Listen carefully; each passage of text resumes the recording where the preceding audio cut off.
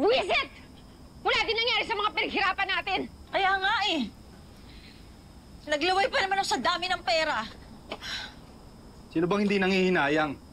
Pati nga mga tao ko nadamay eh. Paano na tayo, Nay? Paano na ako? Paano yung anak ko? May pera pa naman tayo. Yung mga nakulimbat ko. Kasahin na lang natin. Susan, nabawasan na yon. Pinambili namin ng baril. Binayaran na rin namin yung mga tauhan. Buwisit na Robert yan! Akala ko nautakan ko na sila pero natalo na naman nila ako.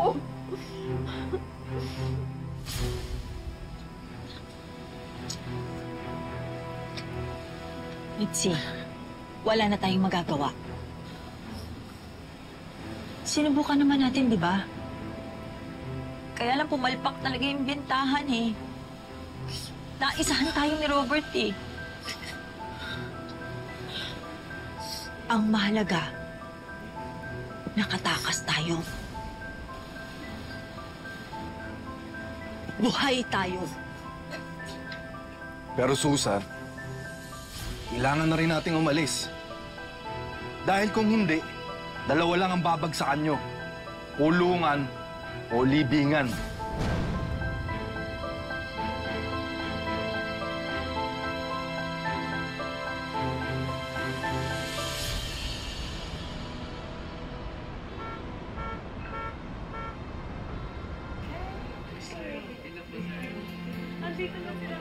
Di ka naman nawala, naka-uniform ka pa rin eh. Iba lang yung wala eh. Anong department po? Sir.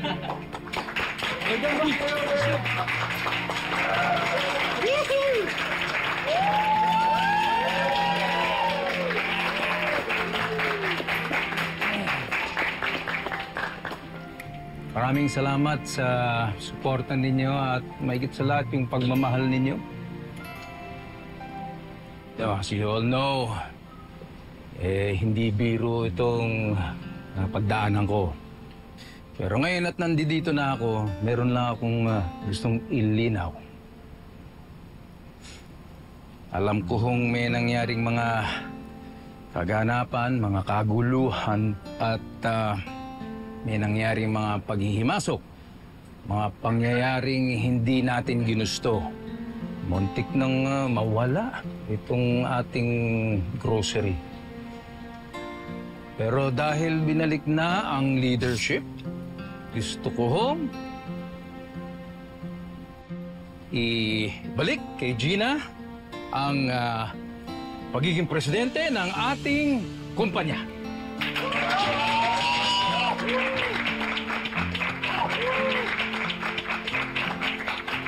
Welcome back, Ma'am Gina! Sa wakas, bumalik na ang original!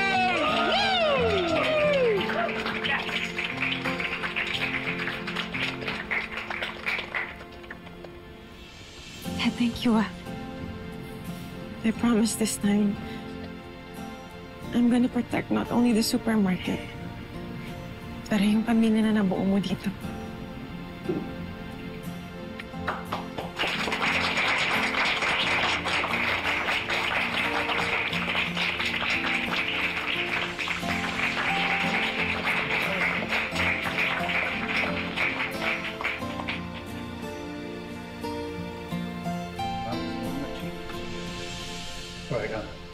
You go ahead. Thank you, Chief.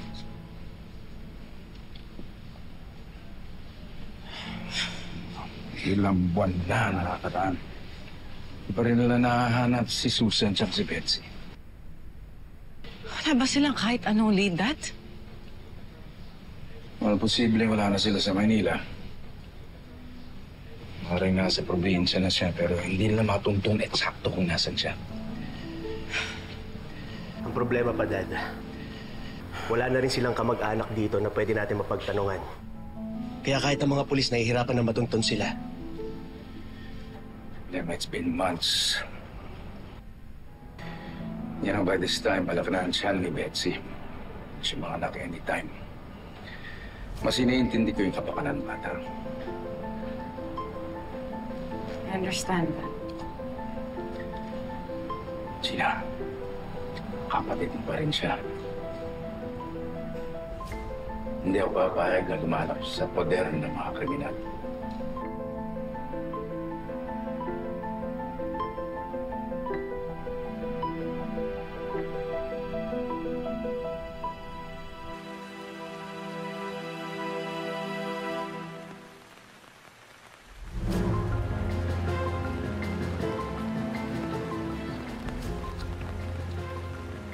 Kahit mahirap lang tayo, nak, lalaban pa rin kita. Kahit anong mangyari. Makakalaya din tayo. Makakatakas. Bibigyan pa rin kita ng magandang buhay. Promise yan.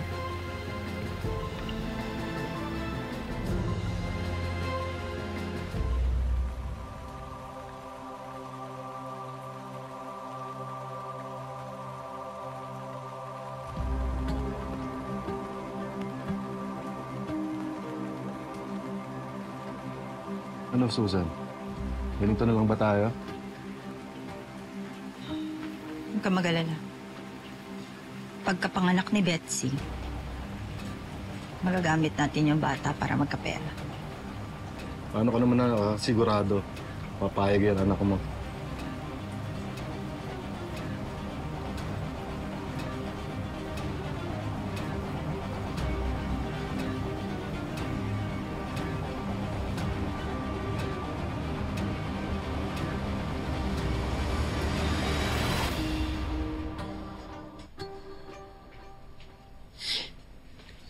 Naawa talaga ako sa kalagayan ni Dad ngayon. Ramdam ko siya dahil tatay din ako. Nag-aalala siya sa magiging lagay ng anak nila ni Betsy. Kasi hindi pa natin mahanap ang Betsy na yan. Alam mo, sa totoo lang, wala akong pakialam kung mamatay pa si Betsy. Kapatid ko ang iniisip ko. Alam mo, Mahal, ginagawa naman ng mga pulis ang lahat. Natrace naman nila yung posibleng kasama nila Aling Susan at Betsy. Brian Yabut ang pangalan. Yung sindikato na yun. It's still a dead end. Walang gusto magsalita sa lahat ng mga na-interview natin na nakakakalala sa kanila.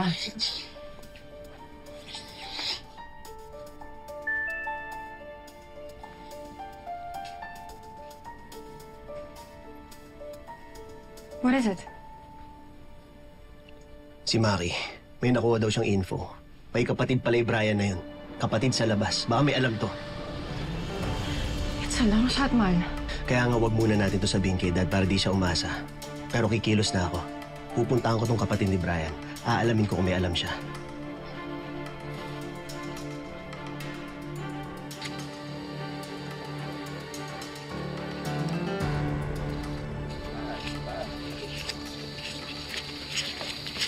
Ito palito na naman ako.